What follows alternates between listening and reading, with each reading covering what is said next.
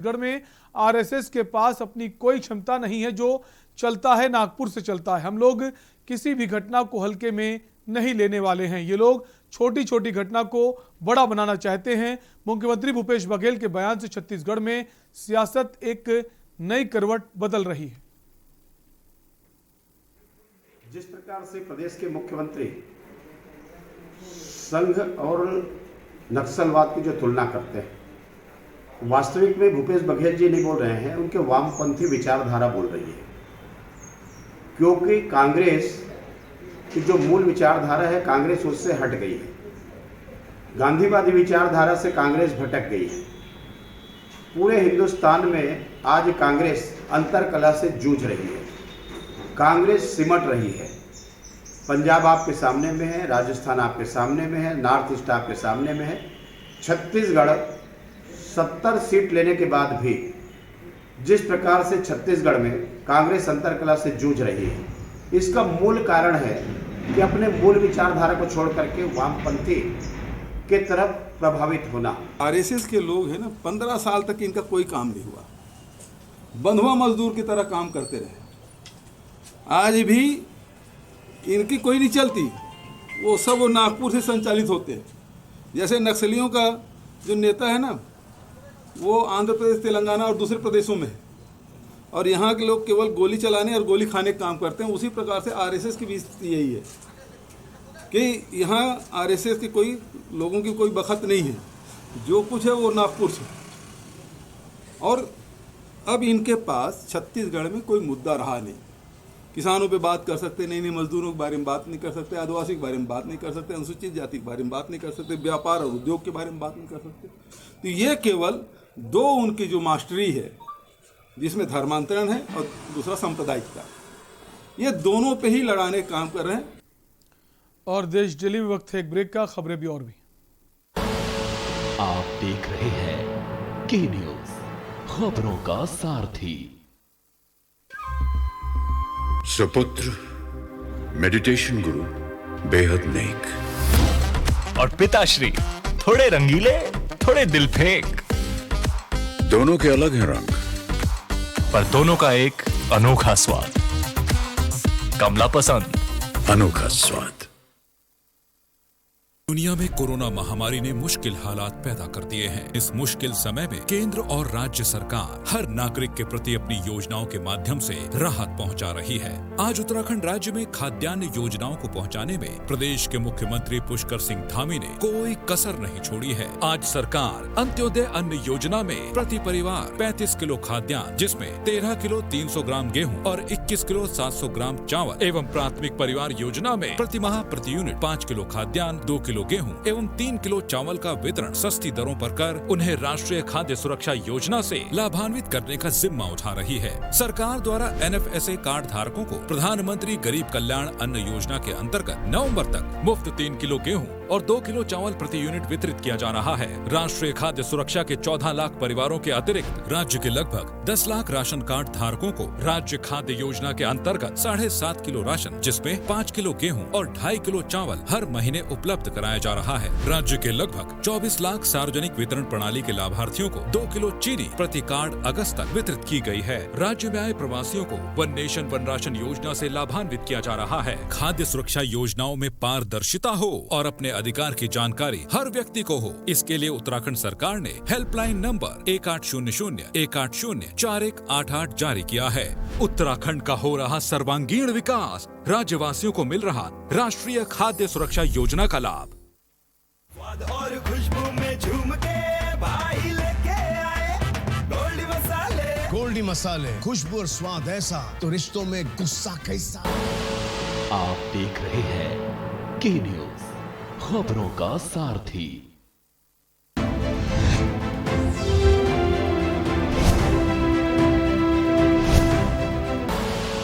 आप देख रहे हैं के न्यूज, खबरों का सारथी।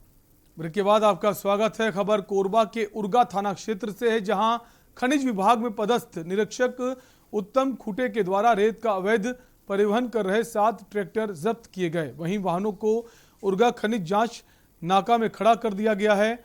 पुलिस ने बताया कि बिना रॉयल्टी पर्ची के 7 ट्रैक्टर अलग अलग जगह से अवैध रेत परिवहन कर रेत सप्लाई के लिए जा रहे थे। खनिज विभाग के अधिकारी ने ट्रैक्टर को रोककर रॉयल्टी पर्ची दिखाने को कहा। ट्रैक्टर चालक पर्ची नहीं दिखा पाने में से खनिज विभाग ने ट्रैक्टर जब्त कर अवैध रेत परिवहन का प्रकरण पंजीबद्ध कर कार्रवाई की है।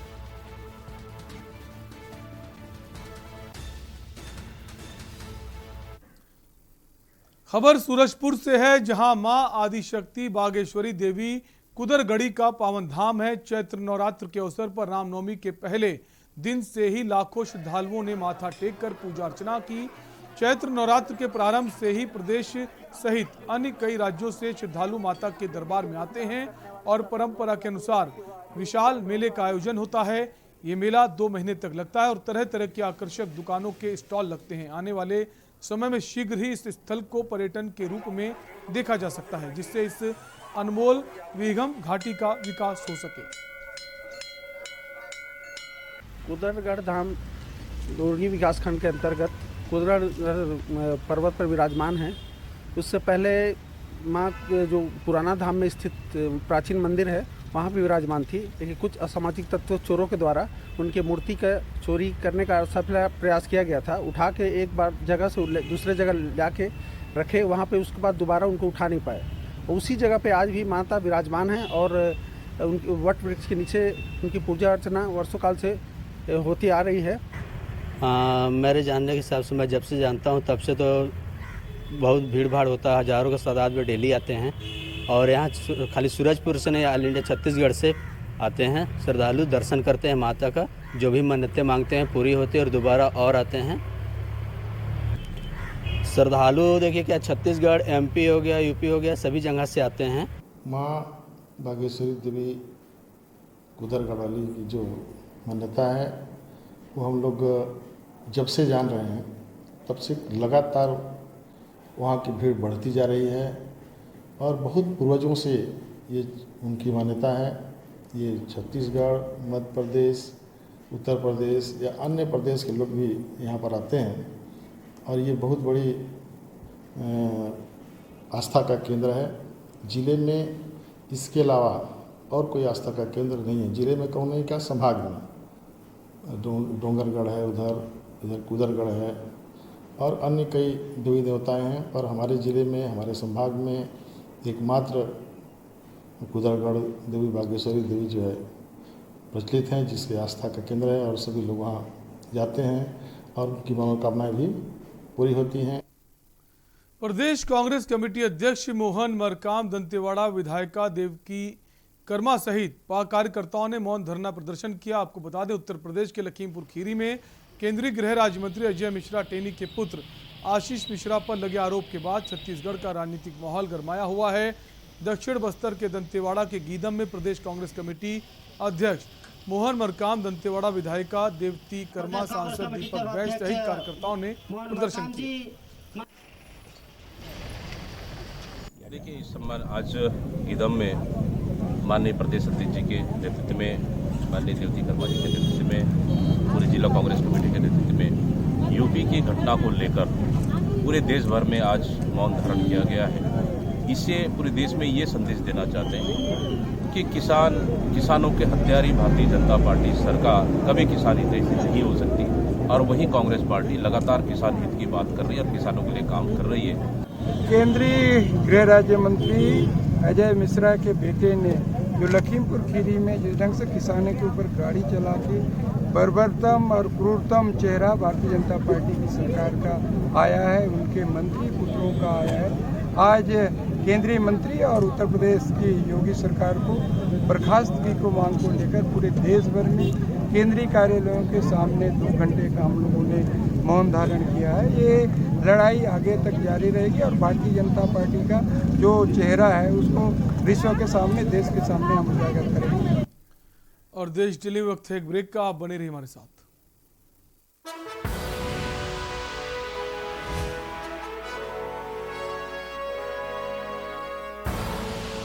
आप देख रहे हैं के न्यूज, खबरों का सारथी। सुपुत्र मेडिटेशन गुरु बेहद नेक और पिताश्री थोड़े रंगीले थोड़े दिल फेंक, दोनों के अलग हैं रंग, पर दोनों का एक अनोखा स्वाद। कमला पसंद, अनोखा स्वाद।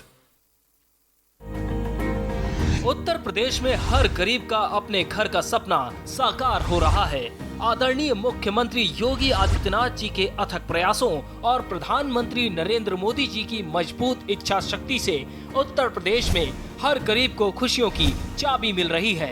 प्रधानमंत्री नरेंद्र मोदी का सपना 2022 तक देश के हर गरीब का घर हो अपना उत्तर प्रदेश में साकार होता दिख रहा है। शिमलेश जी बताइए, पहले कहाँ रहती थी आप और अब मकान मिल गया, कैसा मकान मिला है? पहले भी हम यहीं रहते थे और पहले हमारा कच्चा और टूटा पुराना मकान था और अब हमारा पक्का और अच्छा बन गया है, इसलिए अब भी हम यहीं रहते हैं। वाह! यूपी में बीते 4 वर्ष के दौरान ग्रामीण और शहरी क्षेत्रों में 42 लाख से अधिक लाभार्थियों को आवास दिया। ग्रामीण और शहरी क्षेत्र में अब तक 42 लाख से अधिक परिवारों को एक आवास उपलब्ध करवाया है। प्रदेश में गांव गरीब और बेघरों को न सिर्फ पक्के घर बल्कि भूमिहीन बेघरों को मकान के लिए जमीन मुहैया कराने की योजना भी परवान चल रही है। धन भाग के बने हमें घर रहाई दई दिन बनवाए दिन रहाई लागे ना आराम से। कच्चा घर था, अब हमें पक्का घर मिल गया।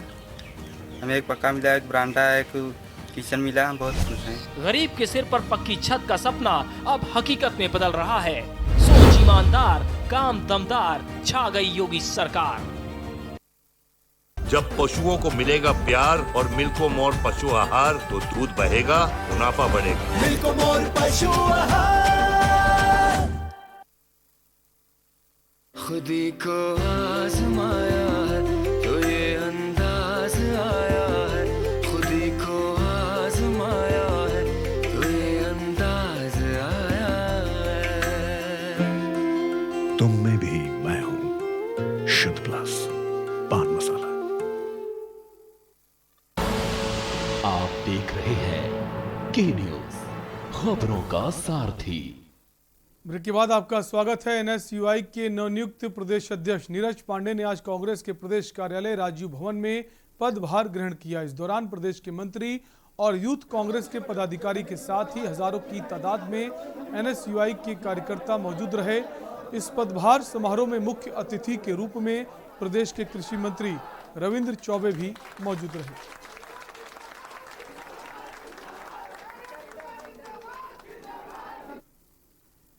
देश भर में कोयला संकट के बीच केंद्रीय कोयला मंत्री प्रहलाद हैं। केंद्रीय मंत्री यहां मेगा कोल माइंस का निरीक्षण कर कोयले की स्थिति की समीक्षा कर रहे हैं।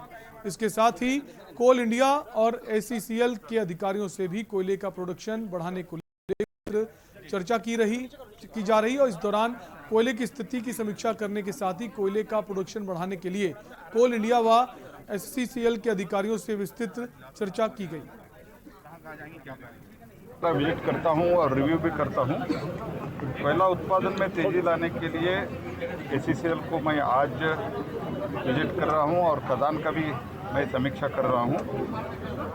और मुझे अभी इतना ही कहना है कि रिक्वायरमेंट था, जहां तक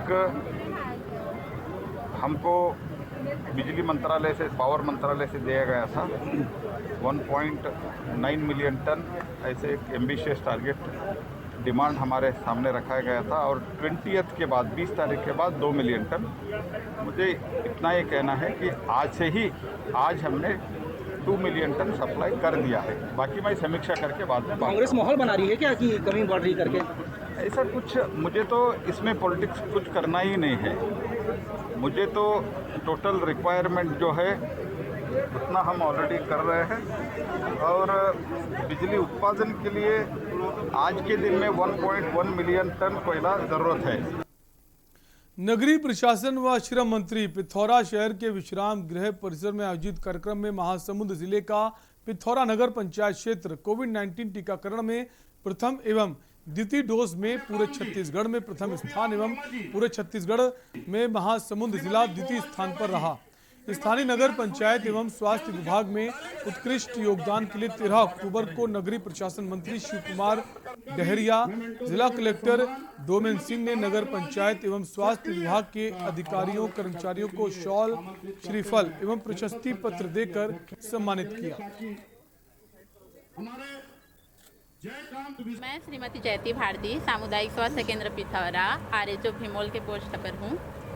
आज मंत्री जी का कार्यक्रम था, इसमें आपको सम्मान मिला है, किस वजह से सम्मान मिला, क्या है आपको बताइए। कोविड टीकाकरण प्रथम और द्वितीय पूरे छत्तीसगढ़ में नगर पंचायत पिथौरा का पूर्ण हुआ है, जिसके उपलक्ष्य में हम लोग को ये प्रमाण पत्र दिया गया है सम्मान के रूप में। इस कोविड में हम लोगों का बहुत बड़ा पूरी कार्यकर्ताओं और पूरी सहायिकाओं का, हमारे विभाग का भी बहुत बड़ा काम रहा है। हम लोग सभी को घर घर जाके जब से वैक्सीनेशन का काम स्टार्ट हुआ है, शुरू से फर्स्ट डोज के लिए प्रेरित किए। जिन लोगों ने नहीं किया तो हम लोग उनके साथ आकर भी हॉस्पिटल में उनका मदद किए। और कई लोगों ने कहा कि हमको डर लगता है कुछ हो जाएगा, ऐसा करके उन्होंने भी हम घर में बैठ के उनकी बैठक रख के पूरा उनको प्रोत्साहन करके हमने हॉस्पिटल तक के लाया और उनको उस इंजेक्शन को लाया। और जिन लोगों को तकलीफ हुई उनके लिए भी हम खड़े रहे। हमारे नगर पंचायत के अधिकारी कर्मचारी, हमारे अध्यक्ष और जनप्रतिनिधिगण ने बहुत अच्छा काम किया है। और जो निर्धारित लक्ष्य है प्रथम डोज का और सेकंड डोज का, वो इन लोगों ने पूरा किया और पूरे प्रदेश में पहला स्थान आया। निश्चित रूप से नगर निगम, नगर पालिका, नगर पंचायतों में जो काम हो रहा है वो गुणवत्तापूर्ण हो रहा है और ऐसे अच्छे मापदंड हमारे नगर निकायों ने प्राप्त किया है, जो हमारे राज्य बनने के पहले इस तरह के काम नहीं हुए थे, ना उसके बाद जो काम हुए थे। हम लोग स्वच्छता के मामले में पूरे देश में लगातार 2 साल पहले नंबर में आ रहे हैं। ODF++ में पूरे देश में हम लोगों ने पहला स्थान प्राप्त किया है।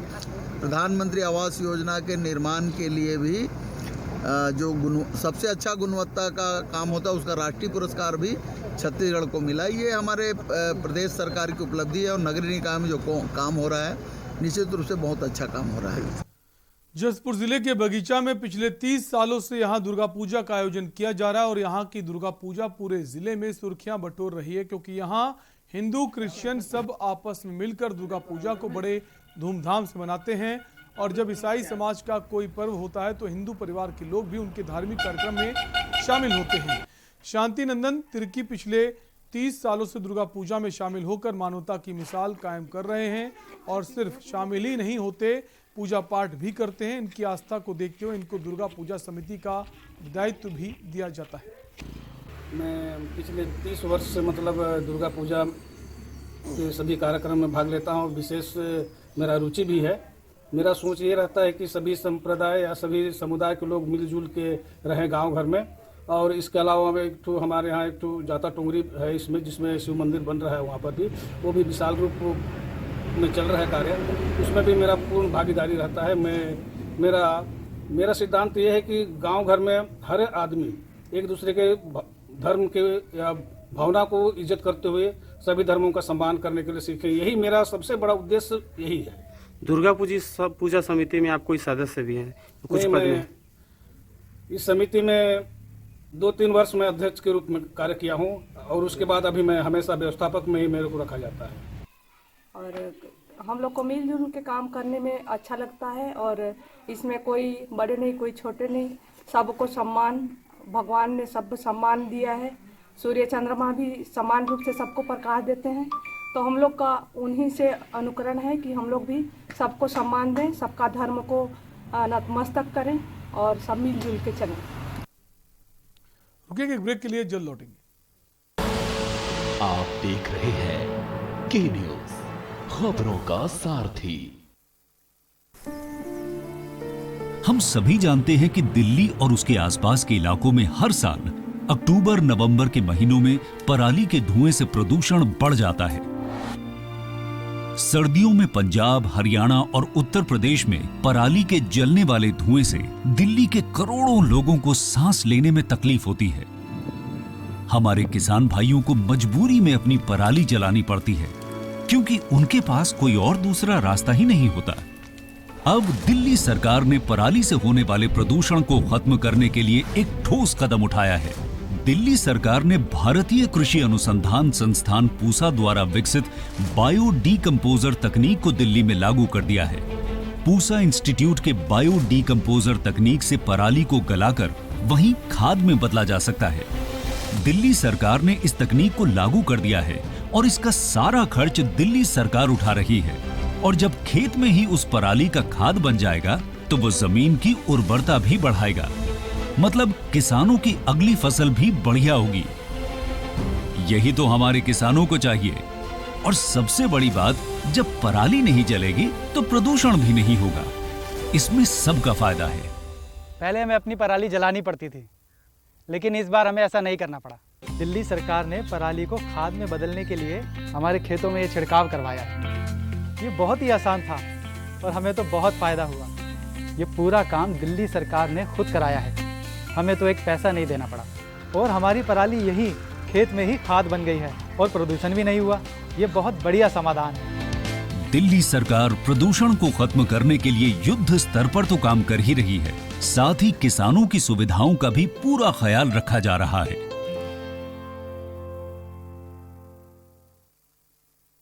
खुदी को आजमाया है तो ये अंदाज आया है, खुदी को आजमाया है तो ये अंदाज आया है। तुम में भी मैं हूं, शुद्ध प्लस पान मसाला। आप देख रहे हैं के न्यूज, खबरों का सारथी। ब्रेक के बाद आपका स्वागत है। केंद्रीय कोयला मंत्री प्रहलाद जोशी के प्रवास पर होने के बावजूद भू विस्थापितों से उनकी मांगों के संबंध में मुलाकात नहीं कर देने से नाराज विस्थापितों ने खदान से उतरकर प्रदर्शन शुरू कर दिया। उन्होंने कहा कि प्रबंधन उनकी समस्याओं का निराकरण शीघ्र करे ताकि वे आगे भी देश की सेवा में अपना सहयोग देते रहें। निश्चित ही SECL प्रबंधन की हठ धर्मिता और केंद्रीय कोयला मंत्री से विस्थापित संगठन के नेताओं की बनाई जाने वाली दूरी का ये परिणाम है। मलगांव के भू विस्थापित खदान से उतर गए। इस जानकारी ने प्रबंधन सहित प्रशासन में खलबली मचा दी। हालातों को नियंत्रित करने का प्रयास किया जा रहा है। नाराज भू विस्थापित खदान में प्रवेश कर गए और वहां उन्होंने उत्पादन रोक दिया।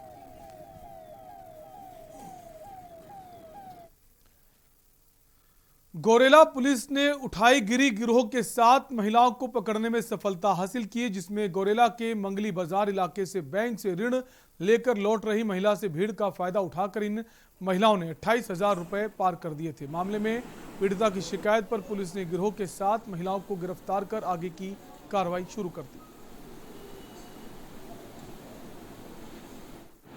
कल दिनांक को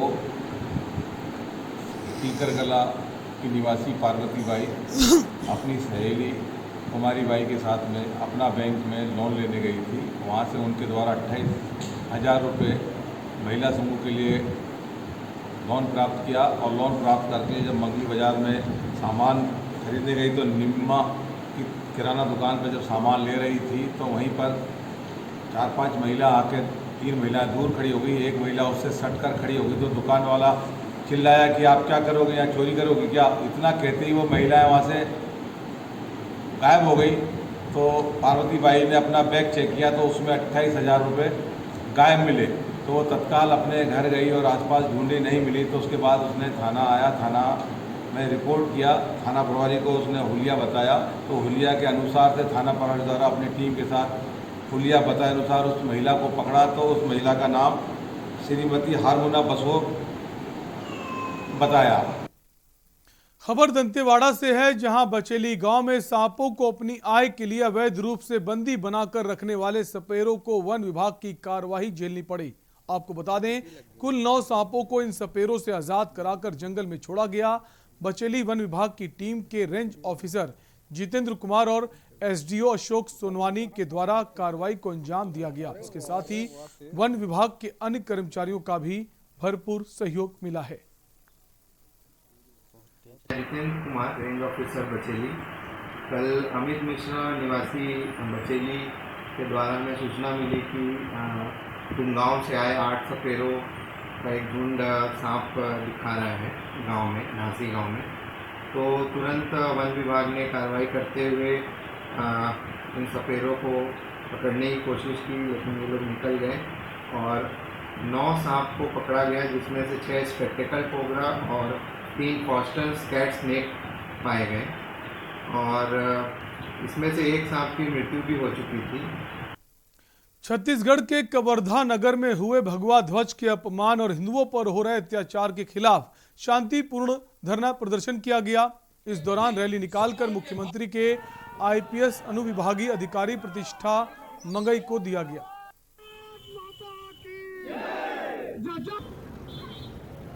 पिछले 3.25 साल से छत्तीसगढ़ में धर्मांतरण की घटनाएं बढ़ी है और एक योजनाबद्ध तरीके से रोहिंग्या मुसलमानों को और बांग्लादेशी मुसलमानों को छत्तीसगढ़ में बसाने का काम किया जा रहा है।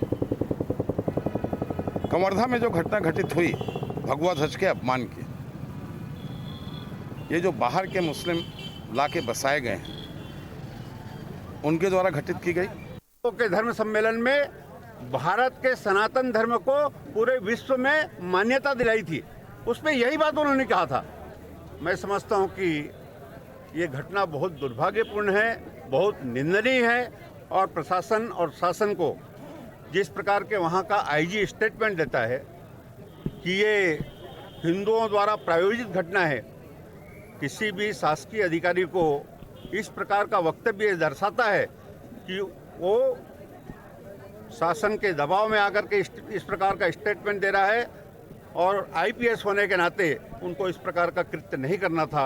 आज विश्व हिंदू परिषद द्वारा सर्व हिंदू समाज को लेकर के कवर्धा वाली घटना पे धरना प्रदर्शन किया जा रहा है, जहां शासन प्रशासन ने हिंदुओं के साथ बर्बरतापूर्ण व्यवहार करके उन पर झूठी एफआईआर की और उन पर कार्रवाई करते हुए कई लोगों को जेल में ठूसा, डंडे भांजे। इसके विरोध में आज सर्व हिंदू समाज का संपूर्ण प्रदेशव्यापी धरना प्रदर्शन रखा गया है। खबर कोंडागांव से है, जहां कोंडागांव क्रीड़ा विभाग के सहायक अभियंता के द्वारा आसपास के किसान परेशान हैं। किसानों का कहना है कि जब हम सौर सुजला योजना की मांग करते हुए आवेदन देने जाते हैं तब क्रीड़ा विभाग के अधिकारी द्वारा हमारा आवेदन नहीं लिया जाता, जबकि हम पूरी फाइल तैयार कर उनके पास जाते हैं। किसानों की बात सुनने के बाद हमारे संवाददाता क्रीड़ा विभाग के सहायक अभियंता संदीप मार्को से बातचीत की और कैमरे पर उन्होंने कुछ भी कहने से साफ मना कर दिया। हम ग्राम डीलर से बोल रहे हैं, सुदरन मरकाम जी, और हम सोलर विभाग से फॉर्म भरने का भर लिए हैं और उसके बाद माकड़ी से काम वगैरह पूरा करवा लिए। उसका जिला क्रीड़ा विभाग में जमा करने के लिए आया, तो उसी ने बोला कि पीडिया का हस्ताक्षर लगेगा। सोलर विभाग में गए थे जमा करने के लिए फॉर्म, तो वहाँ साहब मना कर दिए। क्या बोल के मना किए साहब? वहाँ वीडियो का दस्तखत करके लाना। और देश दिल्ली में आज के लिए इतना ही। बाकी तमाम खबरों के लिए देखते रहिए के न्यूज़ इंडिया। नमस्कार।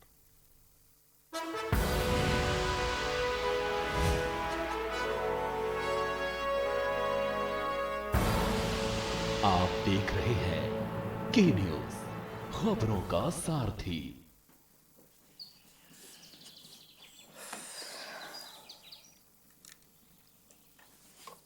मैं शिवी, एक आर्किटेक्ट और दिल्ली गवर्नमेंट के एजुकेशन मेंटर भी। मैं जब मेंटरशिप प्रोग्राम से जुड़ी थी